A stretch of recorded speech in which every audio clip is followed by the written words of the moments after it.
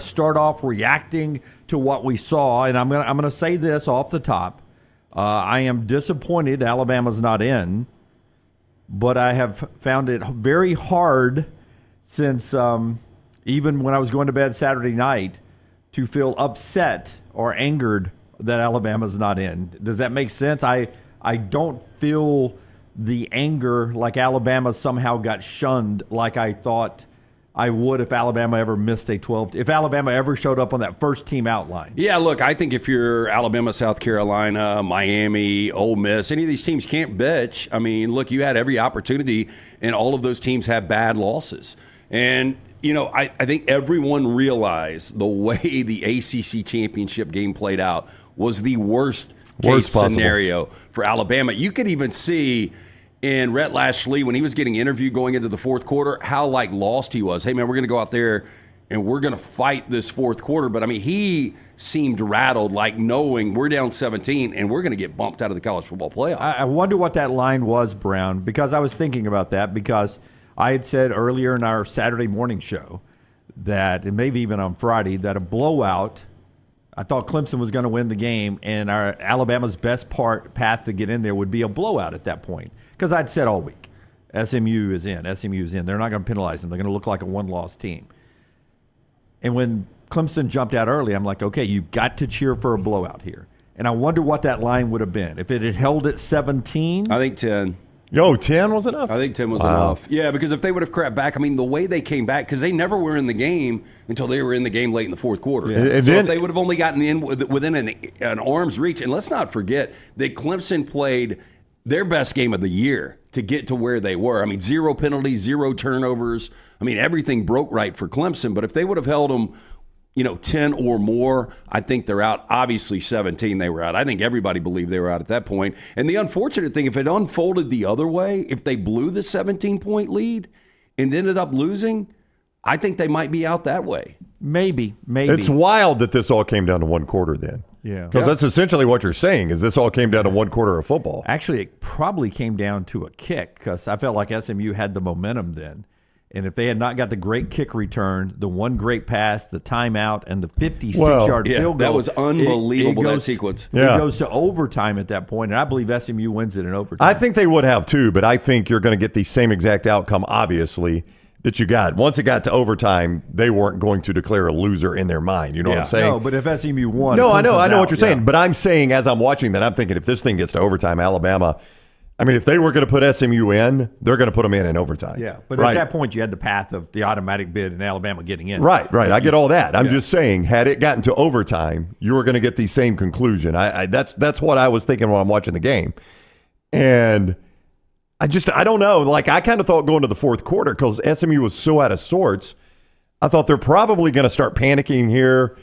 There might be the pick six that makes it a 24-point game, and it's going to look a lot worse. Yeah, look, at 17, I think they were out. What blew me away was how the committee bracketed this thing. Yeah. Well, let's get to that. Let's get Alabama's reaction being out first, because it's a broken system in year one.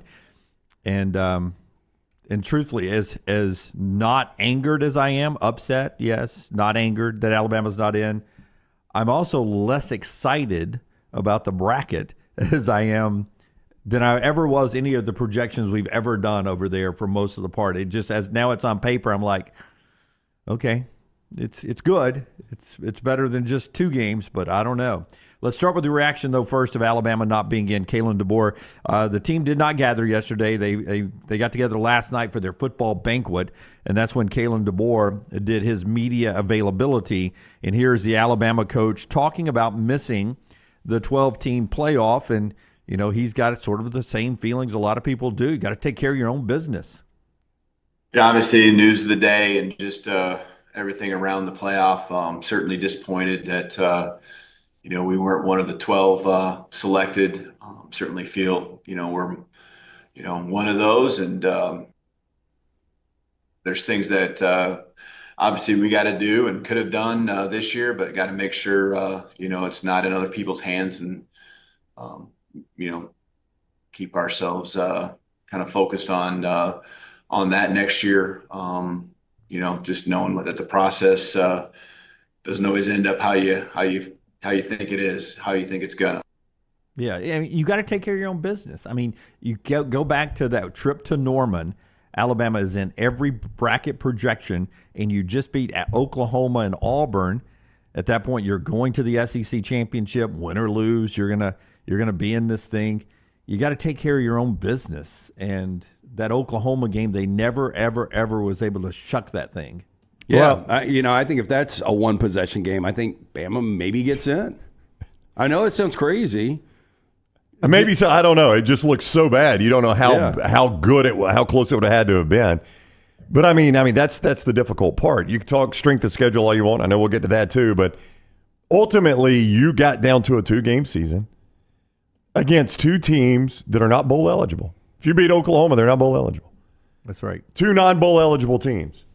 That's all you got to do. If you're Alabama, you got to beat 2 non-bowl eligible teams to be in the college football playoff. And they couldn't do that. Well, no, you just need to beat one. Well, I mean, had you beaten Oklahoma, you had to beat Auburn too. Is my point. Like, Oh yeah. That's my point. You got to that season. You got to the 10-game mark, and like you said, Jim, you went to Norman, unquestionably in the college football playoffs. Yep. There's nobody arguing that you're out of it. Nobody. A path to be the 2 or the 5, 6, 7 seed. That's right. You're even in Atlanta at that point. Yeah, you're going to Atlanta, and you're hosting a game if you lose in Atlanta. All you got left in front of you are 2 non-bowl eligible teams. You couldn't take care of that, and that's why Alabama's in the Reliaquest Bowl and not playing on campus somewhere this week. I haven't heard any outrage from Alabama fans, really. I've heard some, but not nearly as much as you would think, because I think after Clemson, the way they won that game, the way SMU came back, I think Alabama fans had time to process it. And when they continue to hear about the Oklahoma loss, you can't really say much about that. You got run off the field. Yeah, it was 24-3 by a bad team, by an offensively challenged team that had very few, if any, scholarship wide receivers. Like, it's roughly the same outcome as Ole Miss Georgia. Yeah, it's roughly the same outcome as Ole Miss Georgia, right? That was 28-10. 28-10. Yeah. Roughly the same outcome. It's really the same outcome as Ole Miss, South Carolina. And when you were evaluating 24-3. South Carolina, that was the one you sit there and you went, yeah, but that Ole Miss, there was separation there. That Ole Miss game, so that hung around their neck a little bit. Yeah, but I'm just saying, Georgia. Now, obviously, Georgia got the automatic, but you could survive it if it's a good team. But when you do that to a bad team, that is just going to hang around your neck. And it's why Alabama, point to whatever you want, the trip to Oklahoma. And I think the committee had to look at that and say, Alabama knew what they were playing for, and they delivered that performance. And I think that goes a long way too. Like, I don't know if you're supposed to be saying, do we trust this team in the playoffs if we put them in there? Yeah. I don't know if you're supposed to go that far as the committee, but I would have asked that about Alabama. Do I trust them? Yeah. We've seen them one time in this situation with all that pressure, and they crapped the bed. It's kind of a hypothetical, but that's one of those things that even if I was on the committee and I was told not to do hypotheticals, that would be in my mind. Yeah. How well do you trust? But who do you really trust? That's the other part of it, Lance. I can't trust 12 of them. 2 more things. Josh Pate joins us in the next segment. But before Brownie tells us about A+, and LT tells us about our friends at Hemp Hill, I want to just say that the DNA of this team may be what you're talking about. The final thought, the one-liner. Was it our senior year in high school? You had a one-line thought for the yearbook about your future. Yeah. The one-line, or your memory of high school, whatever. The one-line memory I'll have of this Alabama team, this group of players, is that when they knew what was on the line, when they had total control of everything in themselves, that's when they played their worst football. When they beat Georgia and they became the number 1 team in the country, they didn't deliver for a while.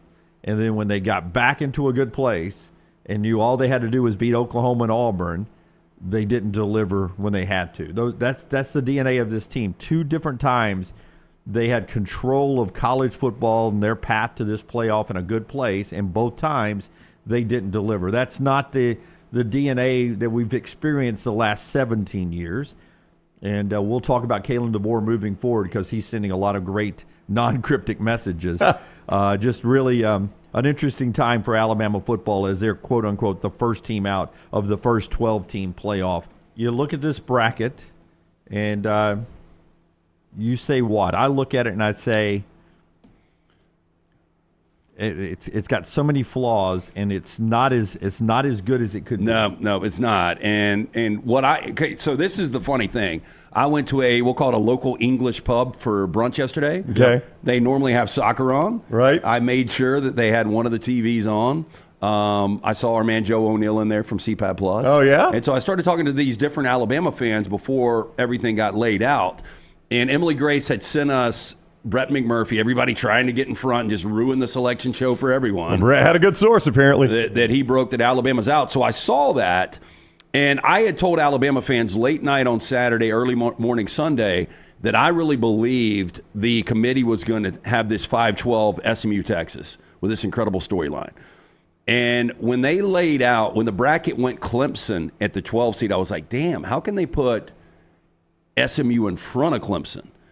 So at that point, and the way everything laid out, I was like, oh my gosh, maybe Bama, maybe he got bad information. I didn't want to say anything. I didn't want to ruin it, already knowing, so I just played up the drama with everybody. Oh, so they had not seen the Brett McMurphy tweet. No, so you're like, no. Yeah, so I continued to talk about, I didn't think Bama was going to be in, but then when I saw that SMU was, or excuse me, that Clemson was going to Austin and that the only thing left was that 11th seed, I didn't think they would put SMU in front of Clemson, so I was like, maybe Bama did get in.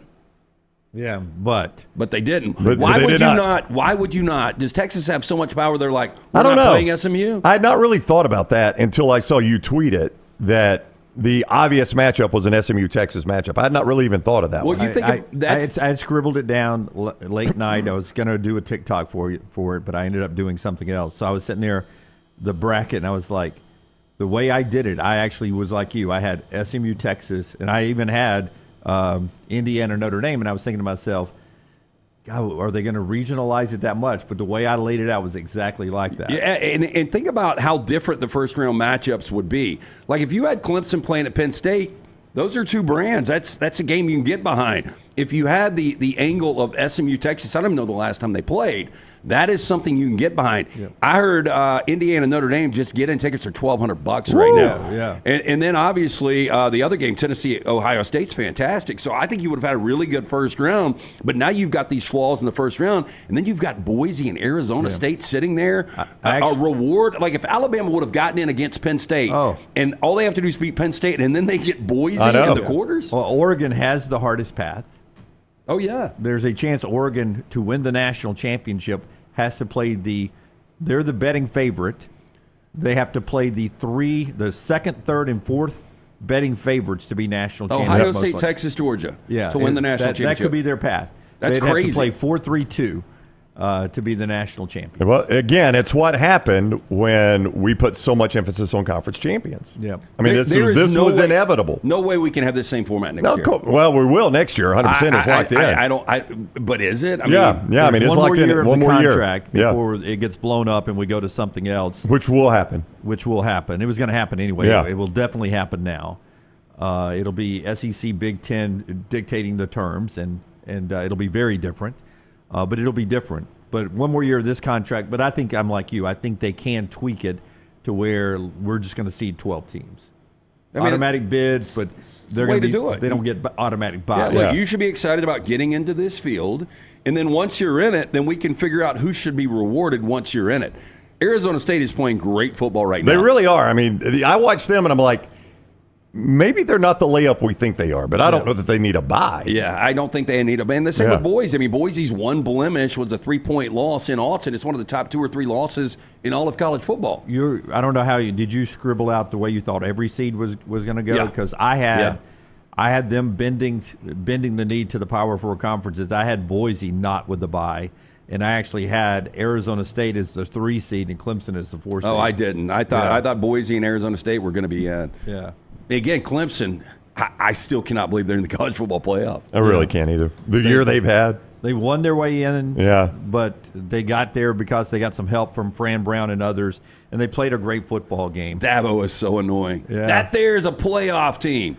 It's like the ACC say, hey, we'll give you an extra $75,000 just to make sure if you win this game, that's a playoff team. Did you start thinking about it, though, when they had zero penalties? Zero penalties. Yep. That's like if I'm Rhett Lashley, and he was furious. Yeah. But I said that in the pregame show too. I said and I was, mansplaining to Emily Grace. I'm bad about doing that. I was like, but I was doing it to Brown too. I was like, hey, remember in basketball, the officials that do the ACC and the SEC, the Big Ten, the Big 12, they're the same guys. They just rotate around the country. You'll have a group of guys doing a North Carolina game that the next day they're in Auburn doing a basketball game. In football, you literally have SEC officiating crews, ACC officiating crews. So you watch this game tonight and see if you see anything that tries to get the ACC 2 teams in. Well, no penalties will do Yeah, it. zero penalties is a step in the right direction. I love how petty the coaches were over the weekend. The best was Sark's halftime interview. Yeah. Well, maybe they'll get some holding calls. Yeah, you don't catch Laura Rutledge. I think one of the most prepared broadcasters. Yeah, she was. She is the best. She does everything. She hosts shows. Now to you, Holly. Yeah, it's like, hey, what do you do? Well, maybe they'll call them for some holding penalties. Awkward pause. Holly, what do you have? I mean, and then Kirby Smart calling out Greg Sankey. Boy, that was awkward. Oh, we'll get to that. Ooh, that was awkward. That was pretty awesome, though, Yeah. I thought. Yeah. So we'll get to all that as we continue on. Scheduling. Alabama SEC future scheduling is a big topic. We'll get to that still in this opening segment before we get to Josh Pate, because I know he may bring it up. Saber rattling from a lot of SEC folks is that why strength of schedule was not a big factor. So why do we have to schedule big out-of-conference games anymore? If you're not going to factor that in, why do we need these big showdowns that you get? Now, we're saying this after Alabama doesn't make the playoffs. Alabama was unbeaten out of conference, so it did not impact their playoff path at all. Yeah, and did not have a good out-of-conference schedule either. No, Wisconsin was supposed to be that marquee game. Wisconsin ended up being a bad team. Very mid. And South Florida was their toughest game out of conference. That's actually not a good look. Then you played Mercer, not a good look. So you really didn't have that daunting schedule. Now, moving forward, you do have some big games. And Kalen DeBoer spoke afterwards about is it even worth playing any tough out-of-conference games? Now, the ESPN ABC would tell you we need you to because we're paying you a lot of money. The people that sell tickets in Tuscaloosa say, hey, it'd be nice if we played occasionally some good out-of-conference games. But the discussion is, well, what do you do scheduling moving forward? Here's more Kalen DeBoer. As far as like the future, that's something that I'll let kind of Greg lead the charge on. And, he is a understanding and kind of we'll figure that out moving forward. But that's not really, we want to play competitive games. We want to play in the best games. And, I understand how it didn't feel like that. It really definitely wasn't rewarded. It felt like, with, our schedule and the wins we had against teams, that were ranked or, now ranked or even ranked at the time. Cause there's, I think even like an LSU, at the time was ranked and isn't anymore. But, I know we got some what would you consider higher profile games against, programs that traditionally have been very successful. We want to be a part of that. We want that to happen. That's the exciting thing about college football, is being in as many big games as possible. We don't want to back down to that. We want to be a part of it. And, that hopefully will be rewarded down the road. Yeah, there's separate ways to look at this. One of them may be this. What if Wisconsin was what Wisconsin has been before? What if Wisconsin was Indiana this year? Then Alabama still had 3 losses. If you had gone on the road to beat what would be Indiana with a brand, they're in. Then that may have helped you get over that last. So I don't know, ditching great out-of-conference games is the path to go because it can be a benefit if you win those games. Well, it was really the only reason Alabama was even in the discussion was their strength of schedule, but primarily that came from the Southeastern Conference. To your point, if Wisconsin had been Indiana this year and you got a win over Wisconsin and a win over Georgia, yep. Yeah, I mean, you're probably in front of SMU. I would agree with that. I think it is in the moment, and people are really taking a look at this. I think we all agreed that now that we moved to a 12-team playoff, we were going to see more of these awesome out-of-conference matchups because 2 and 3 loss teams could get in at that point. Now we've, the previous format, we never had a 2-loss team in. Now, year one, we haven't had a 3-loss team. When will you get that 3-loss team in? I could see, though, technically Clemson won their way. Well, yeah, but as an at-large, you mean, yeah. I just wonder, like Florida State, Georgia, they've got a home and home coming up 27-28. Like, do you get on the phone and like to make a point? Hey, look, let's for the betterment of both programs, let's cancel this thing. And TV partners ultimately are the ones calling the shot, so they're going to get extremely pissed off. But now here's what I would say. And first of all, college football scheduling is done so stupidly. We schedule these games so far out in advance. And you have no idea who's going to be good and who's That's right. not, who's going to be coaching. And so what it creates is we don't get a good cross-section of Big Ten versus SEC or to even gauge how good these conferences look against one another, right? Yep. You often get mismatches like Alabama and Wisconsin. But my point would be, like, this seems really knee-jerk right now because, number one, every committee evaluates stuff differently. This is not going to be the same committee every year. No. Ward Manuel will not be sitting in the main chair drinking his bottle of Perrier watching, games on a conference table desk in the future. That's going to be somebody different. They may value out-of conference games more than somebody else. And number two, it's not the same. We're not going to have the same system by the time these games roll around. Like, you start talking about canceling games 10 years from now, it's going to be a totally different system by then. You can't. Such a knee-jerk reaction. You can't cancel these games in the future because I believe you have to have something to sell tickets at an enormous price that you're having to sell these tickets. The fans do not want Mercer. They don't. That's right. They don't really want South Florida and Western Kentucky. And to Lance's point, ESPN's paying billions of dollars for the SEC. Yep. Fox, CBS, and NBC are paying billions of dollars for the Big Ten. They want those games. Yeah. That's the only way they keep paying that kind of money. My God, Dave Neal needs a break. He cannot do, UT Martin versus Tennessee the rest of his career. Yeah, I almost wish the networks would have been in control of the seeding and the bracketing. Yeah. They do too, by the way. Texas and SMU should be playing. I want to know why they're not playing. And you guys tell me, how is Clemson seated behind SMU? It is. I did not stop and think about that yesterday as I was taking it in real time. But it is kind of weird. Like, we just beat them on the same field, right? Right, if you're an Alabama we're the fan, conference champion. Don't you get a little excited at that moment when you see Clemson as the 12? Because that's all I was thinking. I was like, they're not going to put SMU in front of Clemson. But I'd already seen Brett McMurphy's. Yeah, I mean, Brett had I not McMurphy's seen story. Brett McMurphy's tweet, I might have been like, whoa, time out now. But I was like you. I wasn't 100% sure that Brett got great information. But Well, it came from one committee member. I promise you it did. And I am of the belief you should I joke that you should joke. I hope everybody took it as a joke. You should, like, how they make a reporter get on the witness stand. I'm going to exercise my First Amendment right, free press. Which is the free press? Is it First Amendment right?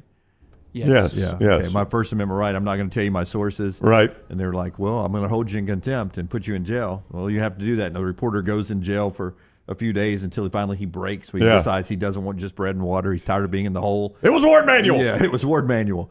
I joked that we should do that to Brett McMurphy and find out which committee member leaked it. Yeah, I Because would 11 like to, years, Ross Dellinger said there has not been a leak.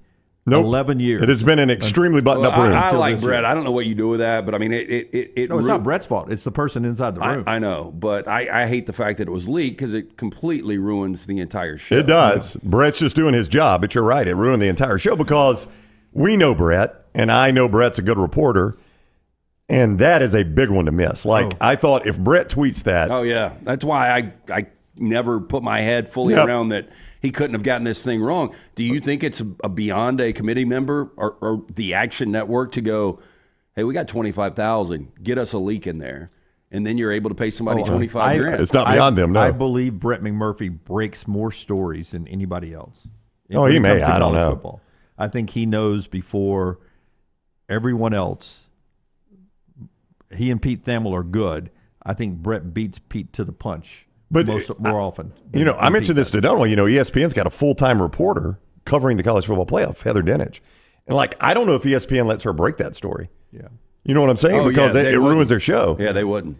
Even if she knew and she's like, I know SMU's in, I think ESPN would be like, well, you can't report it. ESPN is pissed Yes, right now at the no Action doubt. Network. Yeah, I personally think you could hear Herb Street, his mic was open when it shouldn't have been.